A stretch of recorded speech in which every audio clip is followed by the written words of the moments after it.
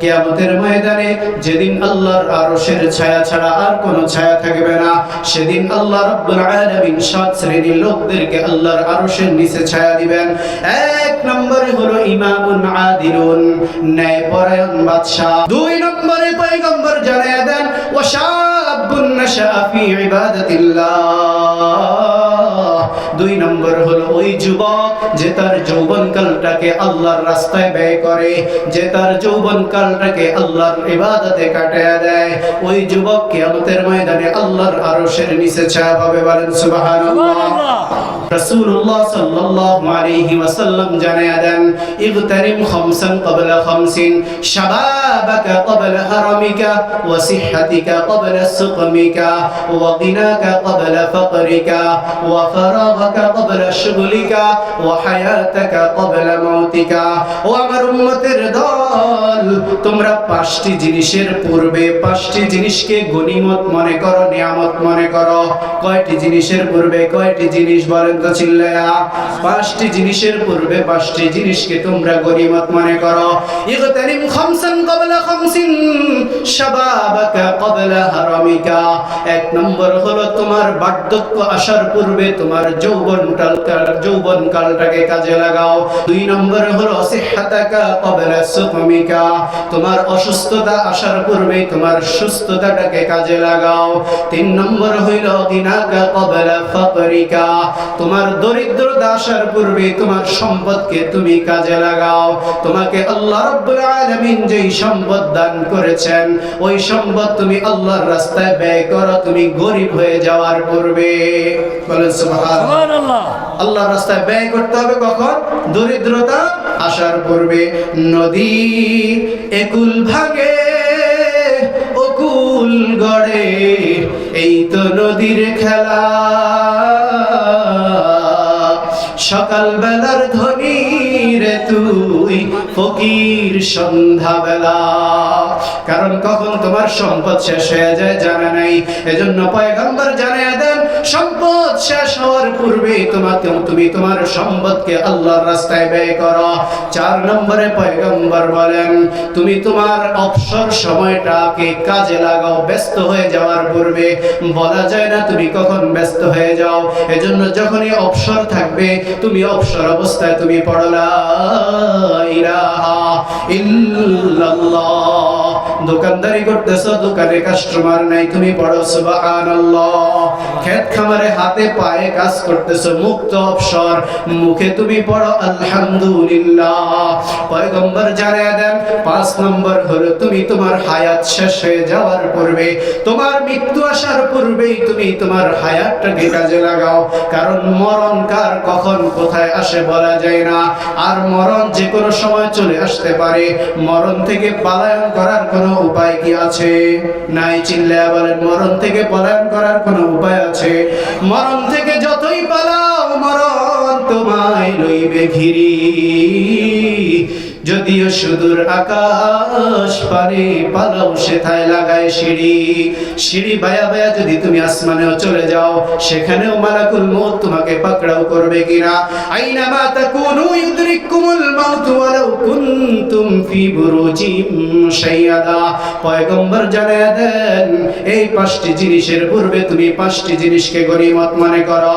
ও যুবক ভাই, তোমাদের উদ্দেশ্যে তোমার নবী জানিয়ে দেন, তোমার নবী জানিয়ে দেন যে পাঁচটা প্রশ্নের উত্তর দেওয়া ছাড়া কিয়ামতের ময়দানে কোন আদম সন্তান আল্লাহর সামনে থেকে একটা কদম নড়তে পারবে না। লা তাজুলু কদম ইবনি আদম ইয়াউমাল কিয়ামাতি মিন ইনদি রাব্বিহি হাত্তা ইউসআল আন খামসিন, আন উমরিহি ফীমা আফনাহু, ওয়া আন শাবাবিহি ফীমা আবলাহু, ওয়া মালিহি মিন আইনা ইকতাসাবাহু, ওয়া ফীমা আনফাকাহু, ওয়া মাযা আমিলা ফীমা আমিলা। পাঁচটি প্রশ্নের উত্তর দেওয়া ছাড়া কোনো মানুষ, কোনো বনি আদম কিয়ামতের ময়দানে আল্লাহর সামনে থেকে একটা চুলও নড়তে পারবে না। এক নম্বর প্রশ্নের জবাব দিতে হবে হায়াত সম্পর্কে, আমাদের জীবন সম্পর্কে।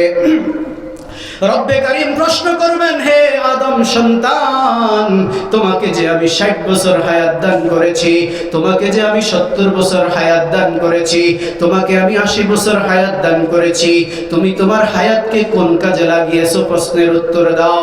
2 নম্বর রাসূল করিম সাল্লাল্লাহু আলাইহি ওয়াসাল্লাম জানিয়ে দেন, 2 নম্বরে রব্বে কারীম কিয়ামতের ময়দানে প্রশ্ন করবে, তুমি তোমার যৌবন কালটা কোন কাজে ব্যয় করেছো? কি কাল সম্পর্কে জিজ্ঞাসা করবে বলেন? ও আমার যুবক ভাই, কোন দিকে দৌড়াইতেছ রে ভাই? ও আমার যুবক ভাই, এই যৌবন কালটা দান করছে কে বলেন? আল্লাহ। এই যৌবন কালটা ব্যয় করতে হবে কার রাস্তায়? আল্লাহর রাস্তায়। কিন্তু তুমি তো তোমার অসৎ বন্ধুর পিছনে সময় নষ্ট করতেছ, তুমি তোমার খারাপ বান্ধবীর পিছনে সময় নষ্ট করতেছ, তুমি তোমার হায়াতটাকে শেষ করে দিচ্ছ। হে যুবক, শুক্রবারে তুমি জুমার নামাজ পড়া যে বের হইছ, আর পরবর্তী শুক্রবারের আগে ইমাম সাহেব তোমাকে আর মসজিদে দেখতে পায় না। হে যুবক, যৌবনকালের এত গুরুত্ব, এত গুরুত্ব। কিয়ামতের ময়দানে আল্লাহর রাসূলের হাদিস মিথ্যা নয় রে বাবা। ওরে আমার ভাই, আল্লাহর রাসূলের হাদিস কোনো মিথ্যা না। কিয়ামতের ময়দানে তুমি যে যৌবনটাকে এক এক করে নষ্ট করে দিচ্ছ, এই যৌবনকালের হিসাব দেওয়া ছাড়া এক কদম, 1 ইঞ্চিও আল্লাহর সামনে থেকে নড়া যাবে না।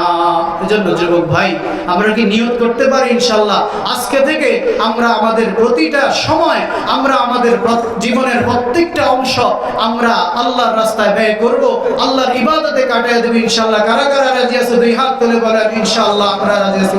আয় আল্লাহ, এই যুবকদেরকে তুমি কবুল আর মঞ্জুর করে নেন, বলেন আমিন। ও আমার ভাইরা, আমার মুসল্লি বাবারা, ও আমার সামনে উপবিষ্ট দিনদার ইমানদার বাবারা, বলতেছিলাম কিয়ামতের ময়দানে 7 শ্রেণীর লোকদেরকে আল্লাহ তাআলা আরশের নিচে ছায়া দিবেন। 1 নম্বর হলো ইমামুন আদিলুন, ন্যায়পরায়ণ বাদশা। 2 নম্বর হলো শাবুন নাশা ফি ইবাদাতিল্লাহ, ওই যুবক যেই যুবক তার যৌবন কালটাকে আল্লাহর রাস্তায় ব্যয় করে। 3 নম্বর হলো ওয়ারাজুলুন কলবুহু মুআল্লাকুন বিল মসজিদি, ওই ব্যক্তি যে তার অন্তরটাকে মসজিদের সাথে বাইন্ধা লাগাইয়া দিছে, ওই ব্যক্তি যে তার অন্তরটাকে মসজিদের সাথে আটকায়া দিছে। মানি কি? মানি হলো বান্দা ফজরের নামাজের পরে বান্দা যখন মসজিদ থেকে বের হয় আর চিন্তা করতেছে আজকে আমি খেতে কাজ করব, বাজারে যাব, এখানে যাব, সেখানে যাব, যেখানেই যাই আমার জোহরের আগে কাজটা সারতে হবে। জোহরের সময় যখন মুয়াজ্জিন সাহেব আযান দিয়ে দিলেন আল্লাহু আকবার, আল্লাহু আকবার, বান্দা হাতের কাজটা ফালায়া দৌড়াইতেছে মসজিদের দিকে, আর ইমাম সাহেবের সাথে জোহরের নামাজ আদায় করে যখন জোহরের সালাম ফিরায়া মসজিদ থেকে বের হয়, বান্দার নিয়ত হলো খাবার খাবো, একটু রেস্ট নিব, একটু ঘুমাবো। তবে বান্দার কানটা খাড়া, যদিও তার চোখটা বন্ধ কিন্তু কানটা খোলা। কখন মুয়াজ্জিন সাহেব আযান দিবে, আল্লাহু আকবার, আল্লাহু আকবার, মুয়াজ্জিন সাহেব আসরের আযান দিয়ে ফেলছে, বান্দা ঘুম থেকে দৌড়াইয়া উঠে ইমাম সাহেবের সাথে আল্লাহু আকবার বলে জামাতে দাঁড়িয়ে গেছে। ওই বান্দা আসরের পরে সালাম ফিরায়া দোকানে বাটে চা খাইতে যায় আর চিন্তা করতেছে আমি এমন কোন কাজ হাতে নিব না যেই কাজ করলে মাগরিবের জামাত পাবো না। মাগরিবের সন্ধ্যা গড়াইয়া গেছে, মুয়াজ্জিন সাহেব আবার আযান দিয়ে দিছে, বান্দা দোকানের ছিট থেকে উইঠা দৌড়াইয়া মসজিদে চলে গেছে, মুয়াজ্জিন সাহেবের সাথে ইমাম সাহেবের সাথে জামাতে শরীক হয়ে গেছে। সালাম ফিরানোর পর বান্দা চিন্তা করতেছে হায় হায় রে, বাড়িতেও কোনো কাজ নাই, দোকানেও কোনো কাজ নাই, অন্য কোথাও কোনো কাজ নাই, আমি বাড়িতে যায় কি করব, দোকানে যায় কি করব, আমি এখানে বসে বসে আল্লাহর জিকিরে মশগুল হয়ে যাই। সুবহানাল্লাহ।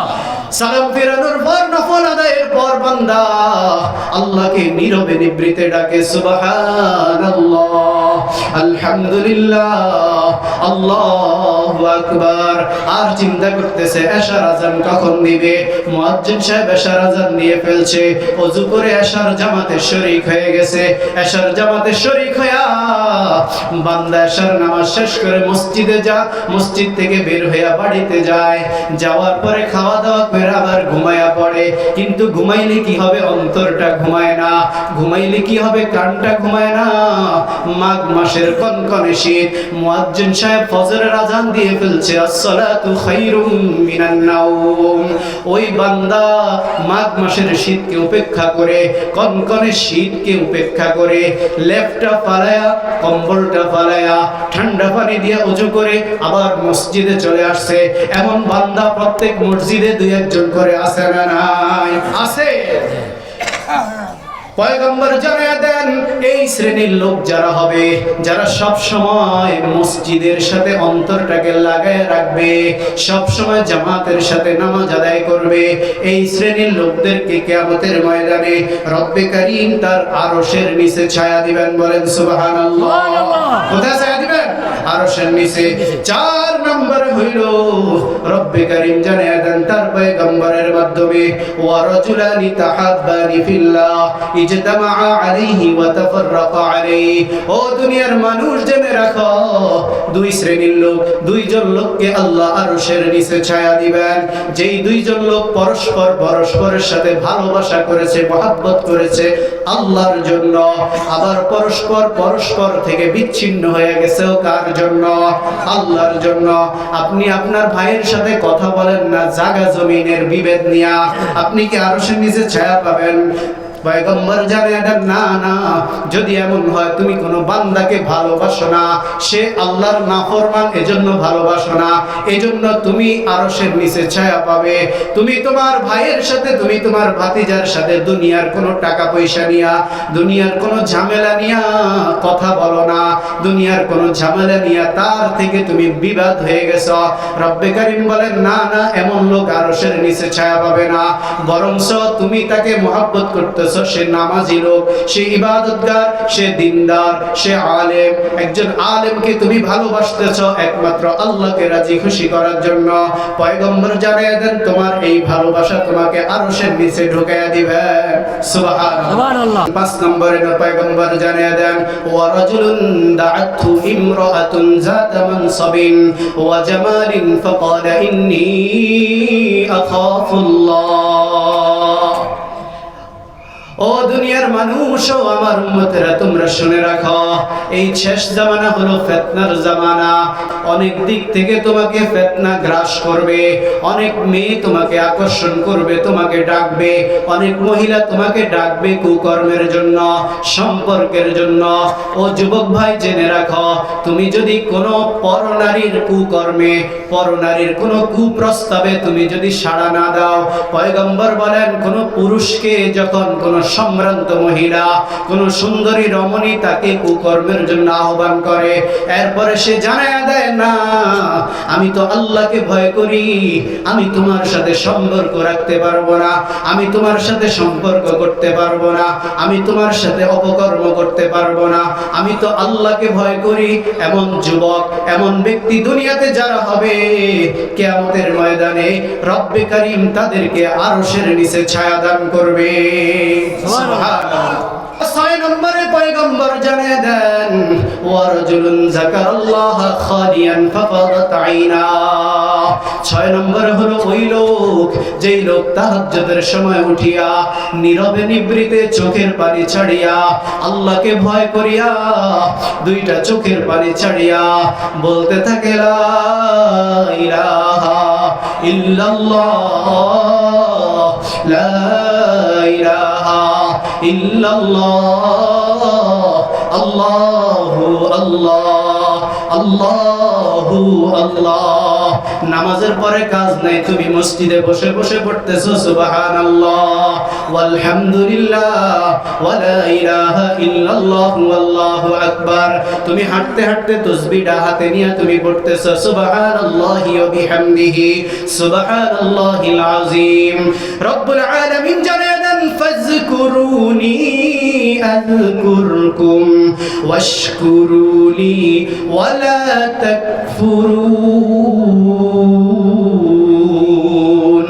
ও আমার বান্দারা, তোমরা আমাকে স্মরণ করো, আমাকে ডাকতে থাকো, আমি আল্লাহ তোমাকেও ডাকবো, তোমাকেও স্মরণ করব। তুমি যদি একা আমাকে ডাকো, আমি তোমাকে একা স্মরণ করব, একা ডাকবো। তুমি যদি আমাকে দলবদ্ধ হয়ে ডাকো, আমি আল্লাহ ফেরেশতাদেরকে নিয়ে তোমাকে ডাকবো। সুবহানাল্লাহ। রব্বে করিম জানিয়ে দেন, তুমি যদি আমার দিকে এক হাত অগ্রসর হও, আমি আল্লাহ তোমার দিকে এক হাত অগ্রসর হই।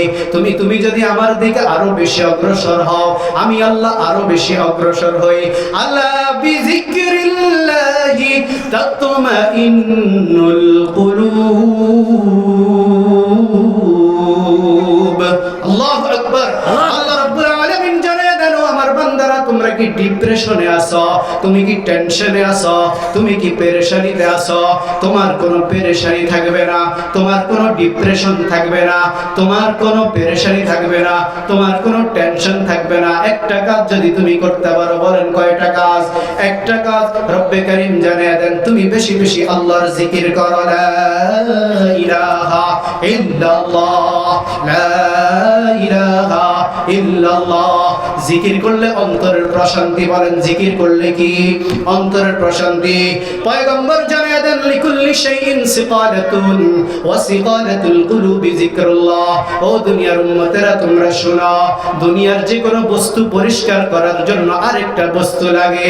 প্লেট বাসন পরিষ্কার করার জন্য ভীম লাগে, জামা কাপড় পরিষ্কার করার জন্য সাবান লাগে, হুইল পাউডার লাগে। লাগে কিনা বলেন? সাবান লাগে, হুইল পাউডার লাগে। আর রব্বে কারীম পয়গম্বর জানিয়ে দেন, তুমি গুনাহ করতে করতে তোমার অন্তরে যে কালো দাগ পড়ে গেছে, এই কালো দাগটা পরিষ্কার করার জন্য তোমার মাওলা পাকের জিকির দরকার। সুবহানাল্লাহ। তাইলে মানুষ যখন জিকির করবে, জিকির করার সাথে সাথে অন্তরের কালো দাগগুলো কি হইতে থাকে? দূর হয়ে থাকে। 7 নম্বরে পয়গম্বর জানিয়ে দেন, ওয়া রাজুলুন তাসাদদাকা বিসাদাকাতিন ফাআখফাহা হাত্তা লা তা'লামা শিমালুহু মা তুনফিকু ইয়ামিনুহু।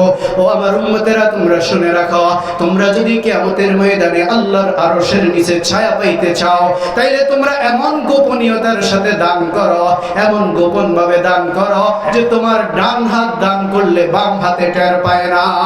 সুবহানাল্লাহ। তাইলে আমরা গোপনে গোপনে কি করতে থাকবো? দান করতে থাকবো। তাইলে আল্লাহর রাস্তায় আমরা যদি দান করি, তাইলে আমরা কোথায় ছায়া পাবো বলেন? আরশের নিচে ছায়া পাবো। এখানে কি অ্যামাউন্ট বলা হয়েছে? নবীকে অ্যামাউন্ট বলছেন, লক্ষ লক্ষ টাকা দান করতে হবে। তুমি 1 টাকা দাও, ফকিরকে গোপনে 1 টাকা দাও, গরিবকে গোপনে 1 টাকা দাও, মসজিদের বাক্সা গোপনে 10 টাকা ফালায়া দাও।